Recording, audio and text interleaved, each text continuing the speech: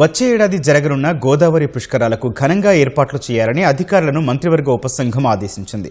పుష్కరాలు అత్యంత వైభవంగా ఆధ్యాత్మిక వాతావరణంలో నిర్వహించేలా స్పష్టమైన ప్రణాళికతో నిర్దిష్ట కాల వ్యవధిలో పనులు పూర్తి చేయాలని స్పష్టం చేసింది. గోదావరి పుష్కరాలపై మంత్రులు శ్రీధర్ బాబు, కొండా సురేఖ, పొంగులేటి శ్రీనివాసరెడ్డి, తుమ్మల నాగేశ్వరరావు, అడ్లూరి లక్ష్మణ్ కుమార్, సీతక్క, సలహాదారులు సుదర్శన్ రెడ్డి, హర్కర వేణుగోపాల్, వివిధ శాఖల ఉన్నతాధికారులు సమావేశమయ్యారు.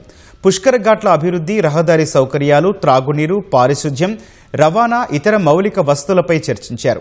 నిజామాబాద్ జిల్లా కందకుర్తి నుంచి భద్రాచలం వరకు గోదావరి పరివాహకంలోని అన్ని ప్రధాన ఆలయాలు, పురాతన ఆలయాలను అభివృద్ధి చేసేలా ప్రణాళికలు తయారు చేయాలని మంత్రులు చెప్పారు.